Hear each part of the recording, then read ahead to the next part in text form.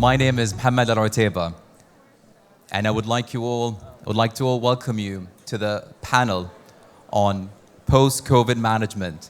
What have we learned about sustainable cultural organizations?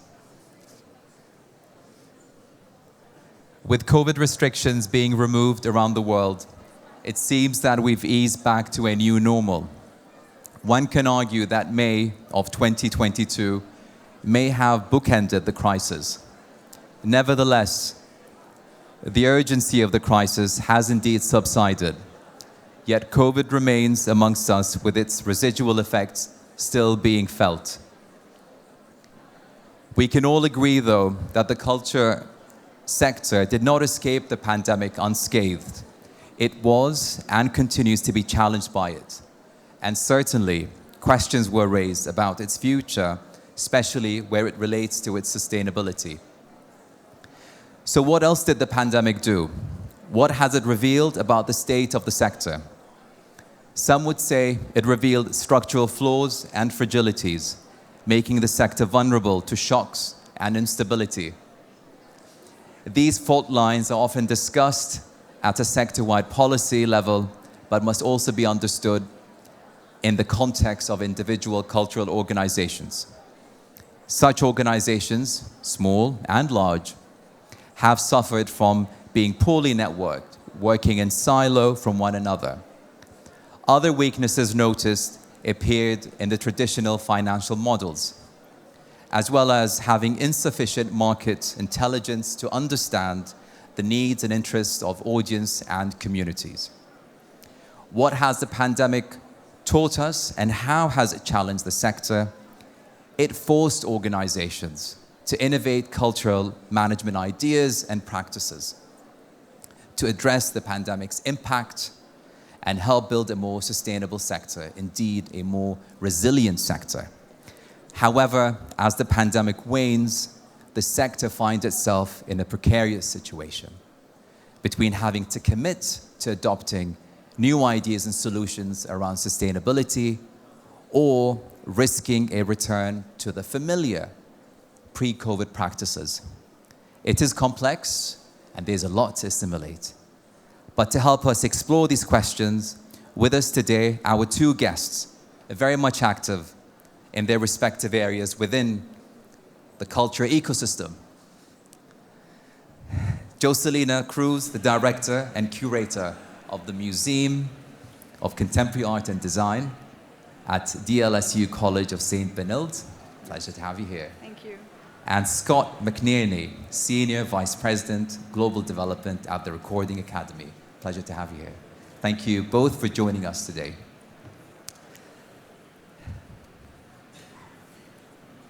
So a lot has happened since the lockdown over 2 years ago, and certainly a lot since the month of May. So it would be great to discuss the lessons learned, the takeaways and solutions that have emerged during and after the pandemic. But I'd like to take a step back and if you can help us give the audience some context. If you can please shed light on the impact of the pandemic on the state of the sector. And I'd like to start with you, Jocelina. Well, I come from a small institution in the Philippines, in Manila, and it's part of an educational institution, School for Design and Art. Mm-hmm. The School of Design and Art, the College of St. Benilde, this has a Museum of Contemporary Art and Design.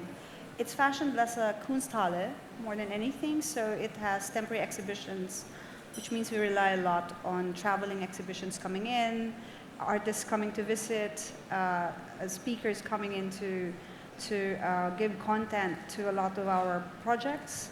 And this is where we were when the pandemic hit. Oh, it's a very small scale space, and we have funding usually from the college. And this has, the pandemic has hit us really badly, but we've been able to come up with some interesting solutions on how to continue doing projects and maintaining a sense of relevance to our stakeholders, both in the college and the local community, the art art community in Manila in the Philippines, and as well with our partners and our networks outside of the country. So how important is your initiative? How important is it to kind of help, cater to artists and to the community? Well, the college actually has become a center for a lot of contemporary art exhibitions and artists coming through. One of the few things that the museum offers to the local ecosystem is the fact that there are very few international and global artists coming to share work from a point of view of a local institution.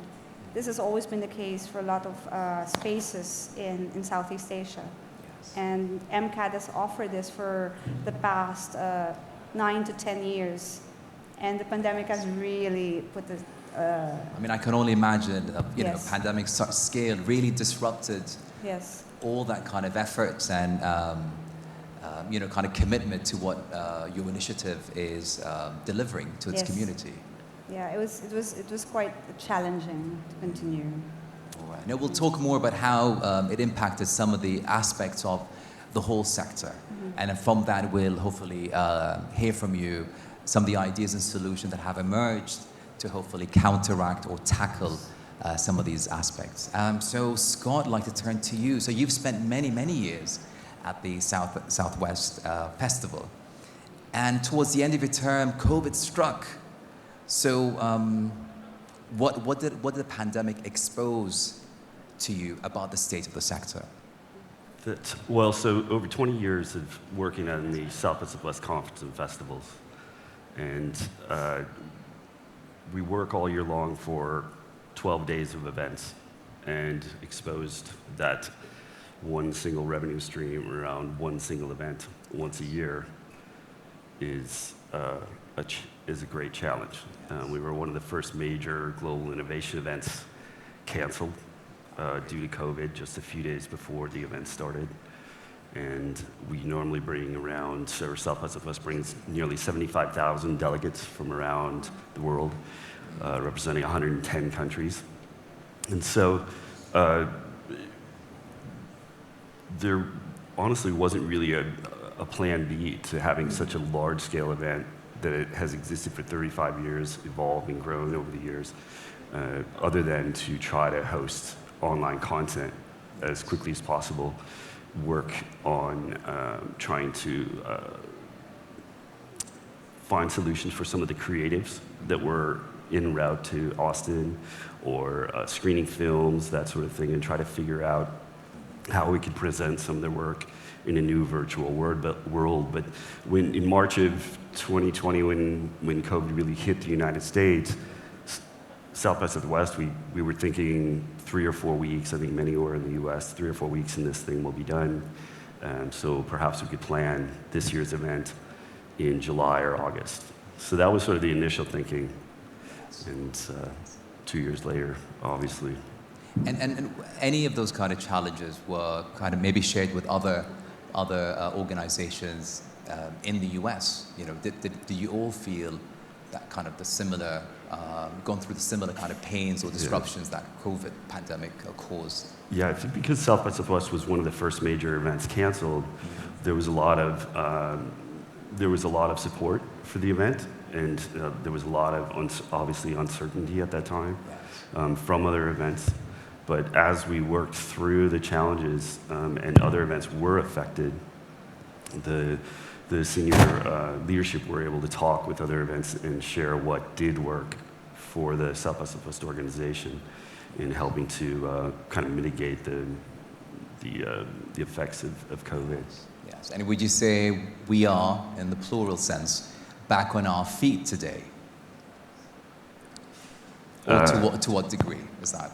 Yeah, I think to a degree. So in March of this year, in 2021, there was an all-virtual Southwest.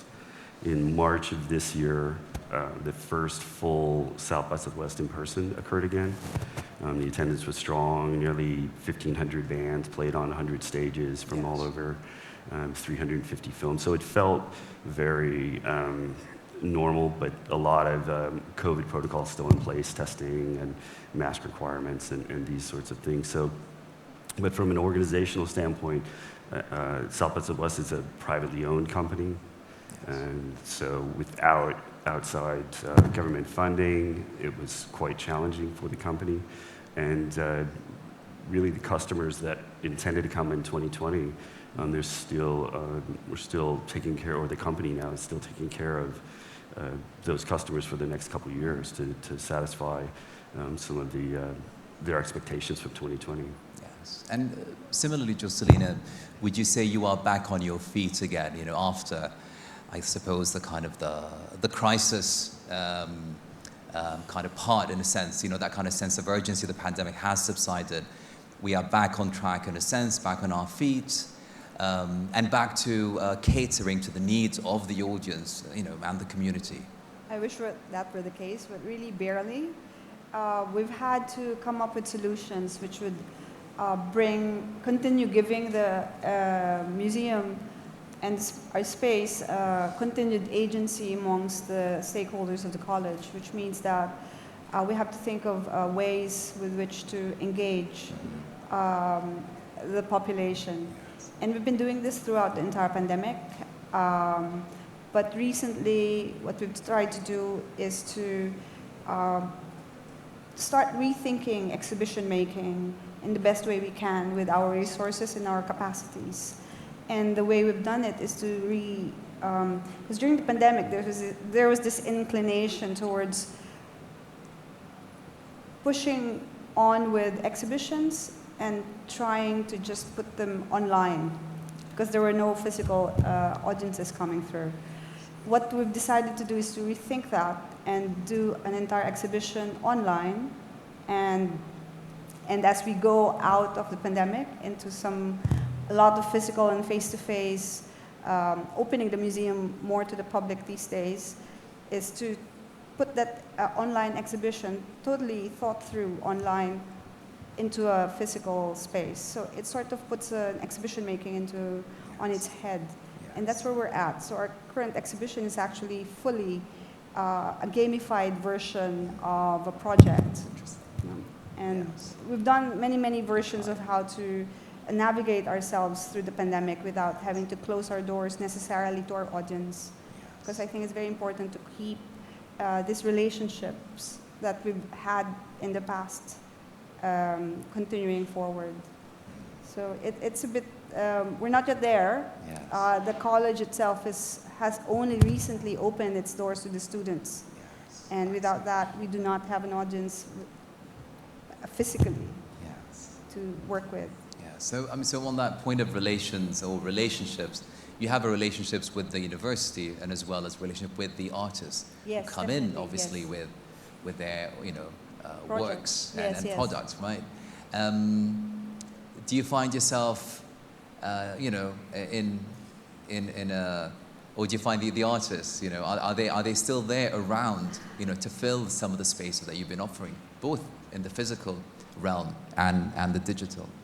I think artists will always be there. It's just that what happened during the pandemic is they lost their spaces for which to show, or to share, or to showcase in whichever space you want to speak in. But so it was actually, there was a huge need to actually continue engaging with artists throughout the pandemic on various levels. And we tried to do this in many ways with the small, we're a very small team.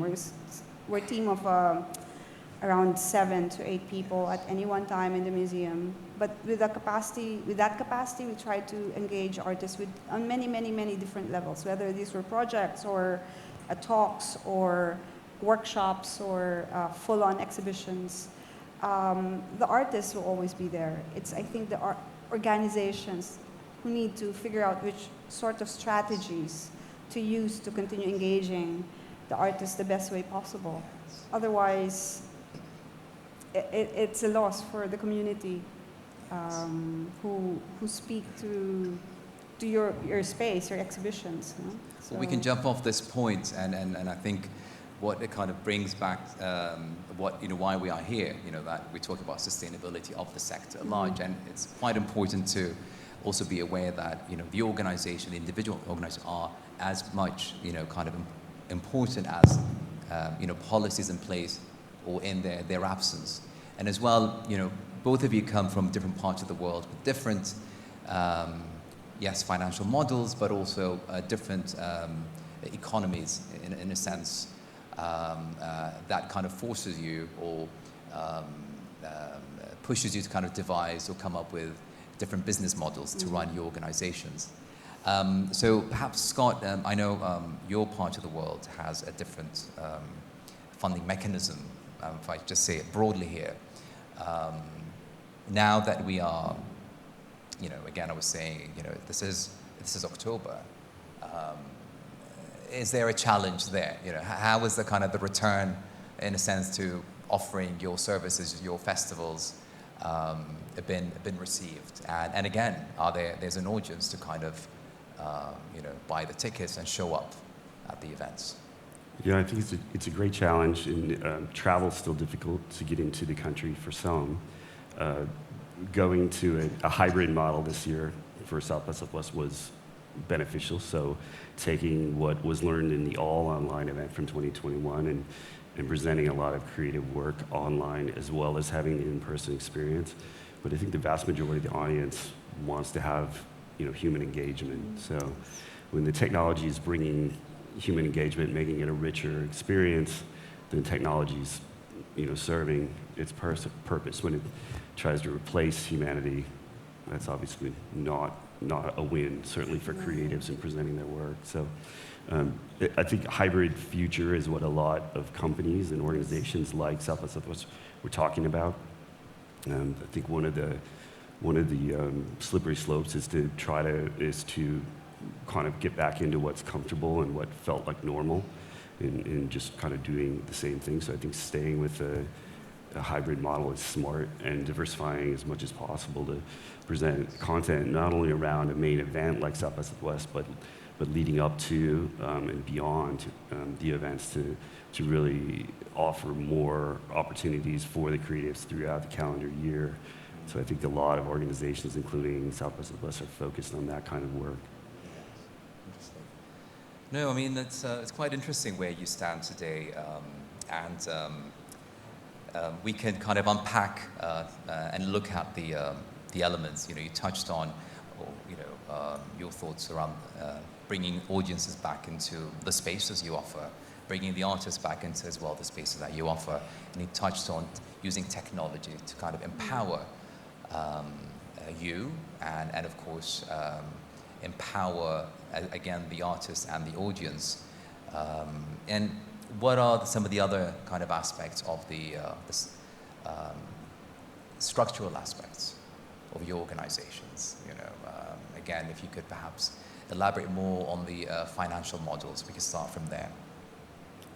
Well, I think for South by Southwest, it's public knowledge that the company sold 50% of, to an investor to carry through COVID, and that was really the solution to get through it and beyond it. And so, then from there, working with the media company that invested in it to create new opportunities for creative exposure, whether musical artist, filmmaker, digital innovator, et cetera, is probably kind of a happy accident for them that this media corp is now coming in and helping to amplify stories for the creatives in a greater way throughout the year. So I think that COVID, in a way, forced a change that maybe wasn't intended, but also a silver lining is that the investor that worked out well through many months of negotiation was able to bring new channels of distribution for content and ideas. And I think you touched on new revenue streams, or perhaps some specific examples of what is happening right now. Well, the 2021 all-online event was, the international participation grew, and so of those 74,000 registrants in 2019, In 2021, the all online went from 25% international to 33% international. So the demand for online content is there from internationals that cannot travel to the US. From a monetization standpoint, I think moving forward, there's a lot of, there was both the in-person experience and selling registrations. There's brand partnerships and sponsorship.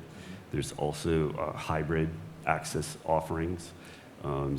There's discussion on some other revenue models that haven't launched yet, but some of them include different content series, whether audio or video or a mix of mediums.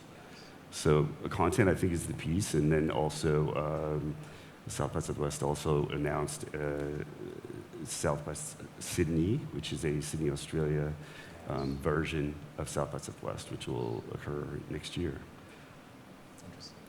Jocelyn, yes, from where you stand, I know you have a different Yes. financial model, but still I'm sure there are challenges in terms of access to even public funds or funds from other institutions. Yes. Any innovation there? Yeah, I think the challenge really was we did lose, as you say, it's public knowledge, we lost most of our funding. And what we've tried to work on is to create more networks and to do a lot of more collaborations and shared resources across institutions, and institutions that are not just local, but larger, more international institutions. So for our past 4 projects, we've actually worked with a large group of organizations, from the Independent Curators International, which is based in New York, the Museum of Modern and Contemporary Art in Seoul, M+ in Hong Kong, Miami and Chiang Mai. Even at the moment, we're working with 28 organizations around the world working on this project called World Weather Network. Yes. And with all of these shared resources, we've been able to actually put up programs, which is not the best. I mean, I think it's brilliant, but I think it's not to the kind that we would like to do, but it makes content and actually engaging with ideas and projects possible. And this, I think, has become a model going forward. And I don't think it's just because of the resources or funding or anything. I think it's really the idea of shared knowledge, in the same way that the pandemic is a shared experience. This entire idea of working with, I mean, we were forced to come together and to think. Even spaces like the Tate had problems bringing in shipping of artworks from across I know, Europe or Asia. So these were problems that had to be contended with by collaborating with institutions across the world and thinking through ideas of how to actually put together shows and working with artists and making institutions feasible. Yeah, so these are just different ways of us working through. Yes. You've been active in your part of the world. Yes, and even strategies. Traveling. Sorry? And so traveling in your part of the world, it seems that's kind of a shared kind of thinking. Yes, more collaboration. Yes. And yes. And the travel doesn't necessarily mean physical traveling. As Scott was saying, there's so much more online content. Like one of the projects we did was an online, was a shared exchange of curated video work across 4 countries. And we all had different ways of engaging with it, and we made a drive-in theater. During the height of the pandemic, so people could go in. There's no physical contact, but the work was there. And this is such a beautiful way of engaging with the current situation at that moment with us. So would you say these decisions, I guess after the shock of the crisis, were they in any way based on research that you or other organizations in the region have been holding to understand the audience a little bit better?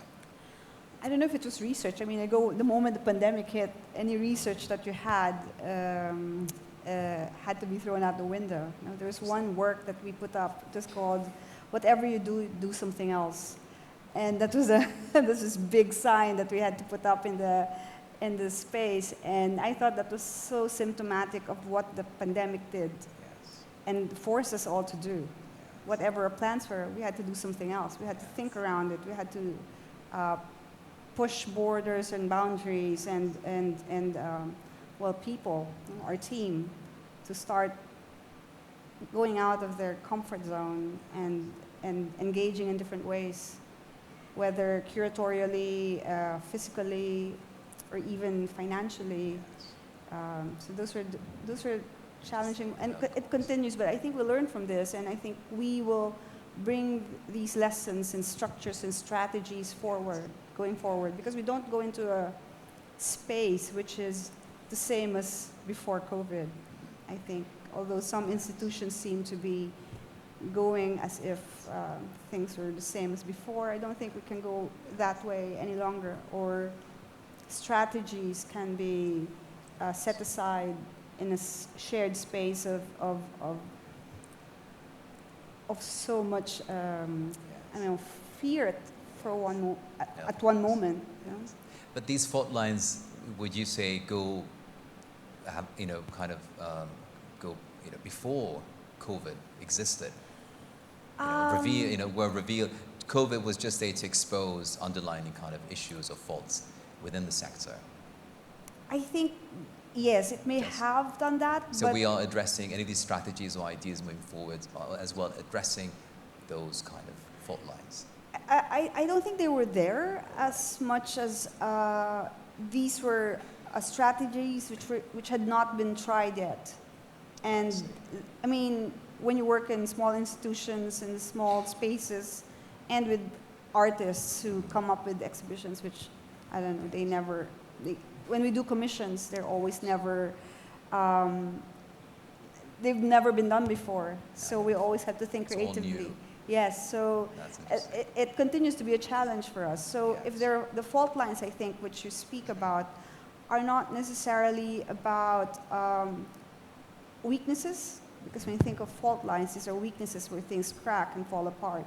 I think these may have been possibilities. I'd like to think of that in those, in that case, in that sense, because it allows us to be more proactive and more creative and look at potential to things that are presented us. Possibilities out there. Yes, possibilities are so, it's difficult. I'm not saying it was not hard, but rather than sitting down and saying, okay, I'm stuck at home. Yes. We have to work with it, because we do have well, the museum has an ecology of artists and installers and everything else. And one of the other things, and one of the more basic things to think about, is they needed to have jobs. I mean, everybody was talking about policies, but from our point of view, we needed to make sure that people continued surviving, and for whatever little thing that we could offer, I think that was very important, thinking as a strategy with my team. That's interesting. It goes beyond the sector in terms of job offering. Yes. Absolutely. It does, yeah. So Scott, just on that, on market intelligence and audience research, how important is that to the festival?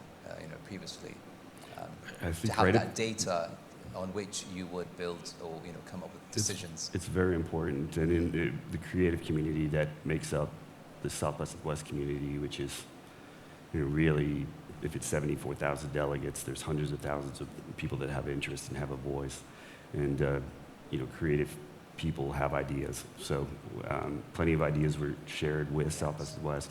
We also have an external advisory board of professionals that have an outside objective perspective. So hearing what all the parties had to say, really, as far as what they needed, was important. I think it continues to be important. Right after the cancellation in 2020, one of the first focuses was our programming group looked at the filmmakers, the content creators, the musical artists that were slated to showcase, and more, and to try to figure out ways to help them launch their works. So new albums still came out even though COVID canceled, an event. So there were a series of different events or online offerings that were put together in the spring and summer for some of the creatives at South by Southwest. So episodic content, some music streaming, some films or screens, a gaming, VR experience, and they were all brand funded. So we went out with partner brands to help fund putting together these kind of creative works that we hadn't planned or the company hadn't planned to do prior to the COVID shutdown. So at first it was kind of really just trying to serve the creatives. And then from there, the hope was by summer or fall to produce another event. And of course, it took really 2 years to produce another in-person event. So Josie, you touched on job creation, and that's a kind of a human resource aspect of running an organization. There was always that discussion about working from home or a return back to the offices in a sense. And where are we today? Well, I left South by Southwest in May, so I'm in an unusual situation. The thinking, perhaps the broader thinking. The broader thinking. I mean, in the sector. Working remote is really, I think, for both organizations, the new organization, Recording Academy, and with South by Southwest, the vast majority of the work is being done remotely. But really just having the right tools to communicate well is most important. I think that when we can meet in person, there's something about just meeting in person that just brings things further along. So when it's possible to do so, it's certainly a good thing. But having to kind of navigate the realities of limits on getting people together and people working remotely in a new kind of workforce post-COVID is just something that needs to be accepted. Where the college is now, I think it will transition to all face-to-face, no longer hybrid in the coming months. But until then, the museum really can't open fully, but we're working towards that. So our plan is to open the moment the college is open. So we'll be speaking. We're hopefully not going. We're going to be hybrid for sure, always. I think from this moment onwards, this reticence towards hybrid working spaces will no longer be there.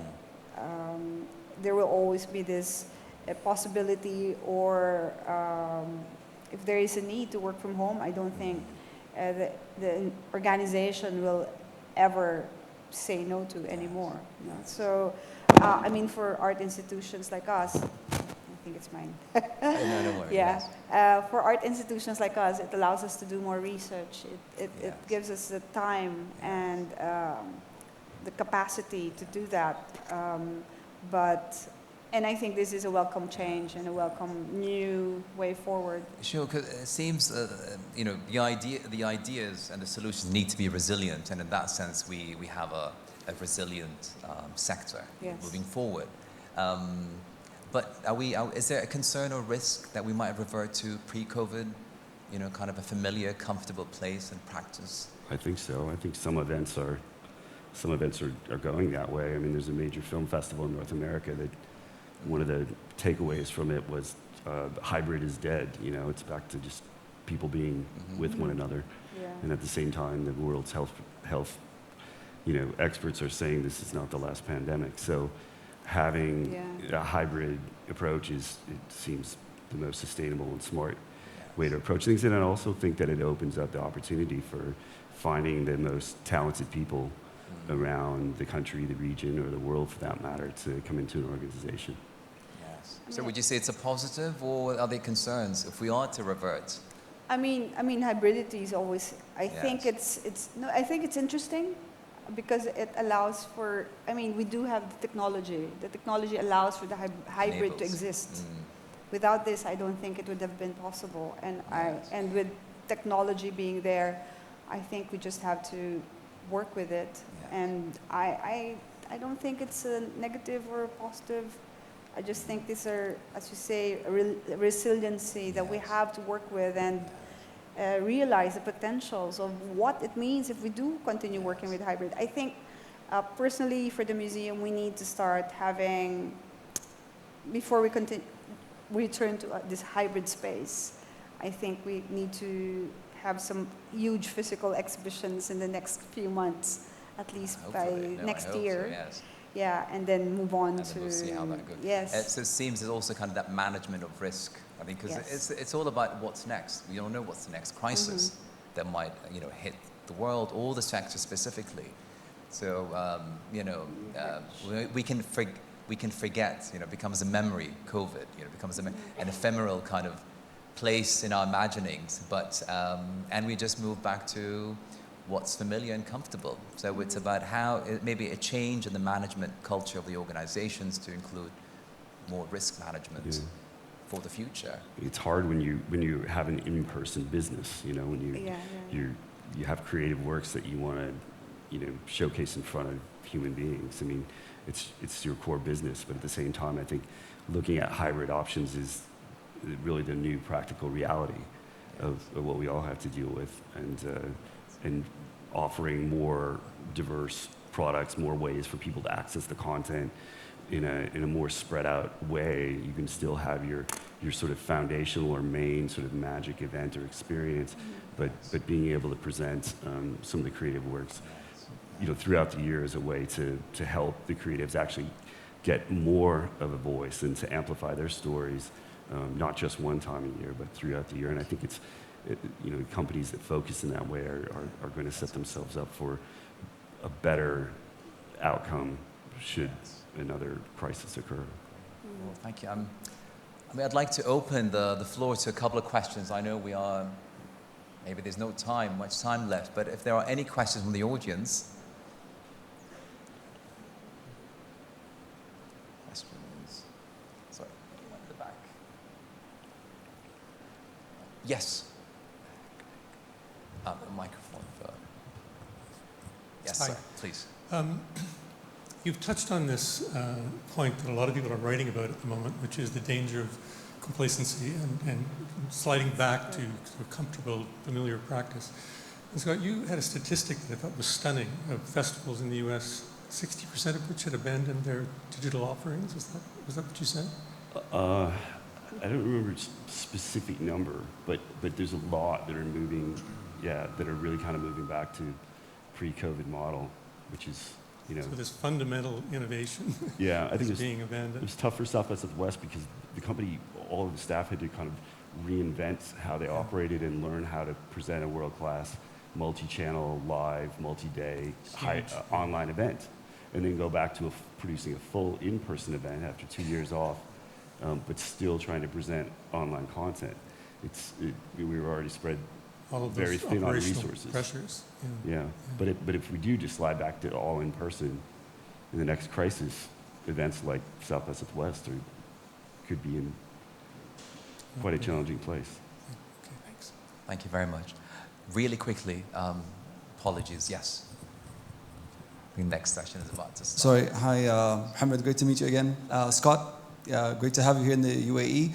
I'm a big fan of South by Southwest. I just had a question in terms of, is there a chance of having that event outside of the US? I mean, there was a lot of events that took place, they moved actually from the US and other parts of the world, and places like here in the UAE, we opened up pretty quick.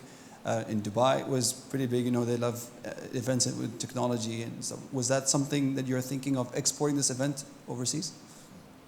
Yes, South by Southwest has actually done some overseas events. We did 3 years of an event called the Me Convention in Europe with a partner brand, and South by Sydney will launch in fall next year. So that's something that I worked on before I left the company in May.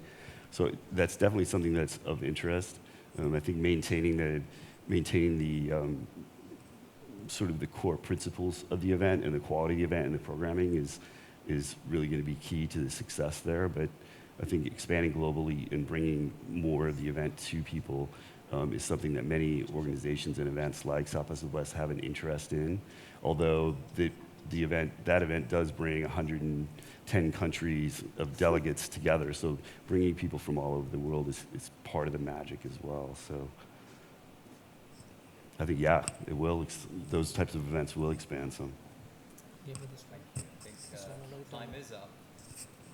Thank you all very much. Thank you, Scott. Thank you, Jocelyn. Thank you all for your time as well.